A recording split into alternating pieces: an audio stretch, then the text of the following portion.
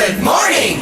Premium D3 ang bago. Pag may sakit ka, try mo ang Premium D3. Kasi yan lang din ang pinagkunan ko ng lakas. Bumalik ang lakas ko at normal na ulit ang pakiramdam ko. Dahil yan sa Premium D3. Mas pinalakas, mas epektibo dahil sa VCO at Moringa Oil.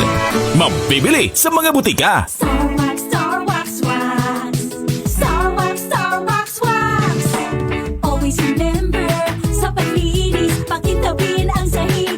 Mrs. Starwax, Starwax, wax. Kinanga to the max. Starwax, ang #1 floor wax. May waterproof formula. Buhusan man ang tubig, balikin tabang sahig. Starwax, Starwax, wax. Kinanga to the max, max, max. Starwax Floor Wax. Manufactured by ACS Manufacturing Corporation. ISO certified world-class quality. ACS. Mula sa #1 Smart Dishwashing Paste. Ang galing-galing mo! Smart dishwashing paste ko! Pritong ulam na masebo, plato at kaldero. Tanggaling for everyday. Ganyan pag Smart ang dishwashing paste. May double tanggaling formula. Tanggal galing ang sebo at bakterya. Bahid para walang bahid, linis fantastic sa metal at plastic. #1 ko to! Tanggaling-galing mo! Smart dishwashing paste. Heavy duty linis bawat pahid. Smart Dishwashing Paste. Manufactured by ACS Manufacturing Corporation. ISO certified world-class quality. ACS.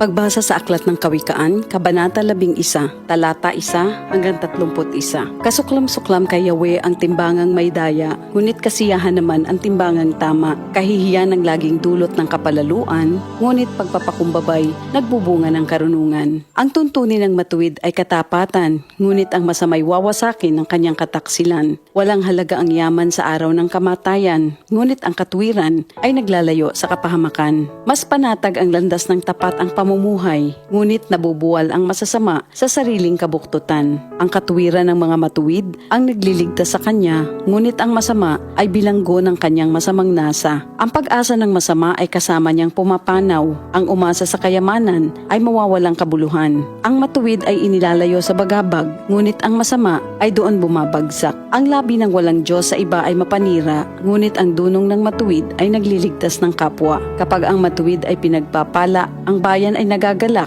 ngunit higit ang katuwaan kapag ang masamay napapahamak. Dahil sa salita ng matuwid, ang bayan ay tumatatag, ngunit sa kasinungalingan ng masama, ang lungsod ay nawawasak. Ang kapos sa kaalaman ay humahamak sa kapwa, ngunit laging tahimik ang taong may unawa. Walang maitatago sa bibig ng madaldal, ngunit ang tunay na kaibigan, iyong mapagkakatiwalaan. Sa kakulangan ng tuntunin ng bansa ay bumabagsak, ngunit sa payo ng nakararami, tagumpay ay tiyak. Ang nananagot para sa iba, sa gusot ay nasasadlak, ngunit ang ayaw gumarantiya ay malayo sa bagabag. Ang babaeng mahinhin ay nag-aani ng karangalan, ngunit ang walang dangal, tambakan ng kahihiyan.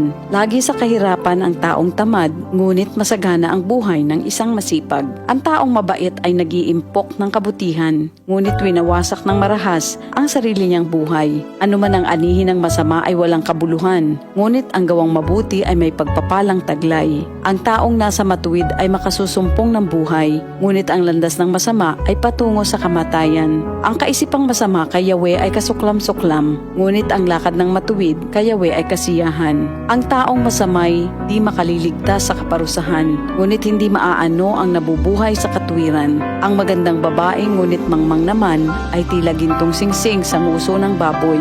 Anumang nais ng matuwid ay nagbubunga ng kabutihan, ngunit ang mahihintay lang ng masama ay kaparusahan.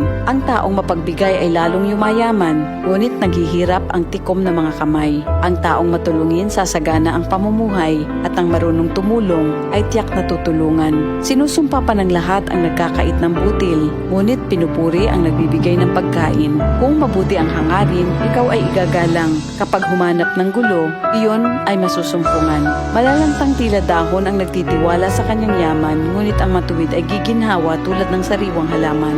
Ang nagpupunla ng gulo sa sariling sambahayan, mag-aani ng problema, gugulo ang pamumuhay. Ang taong mangmang at walang nalalaman ay alipin ng matalino habang siya'y nabubuhay. Buhay ang dulot ng matuwid na pamumuhay at kamatayan naman ang hatid ng karahasan. Ang matuwid ay ginagantimpalaan dito sa lupa, ngunit paparusahan naman ang mga makasalanan at masasama. Ito ang salita ng Diyos. DCXL News, ang himpilan ng RMN.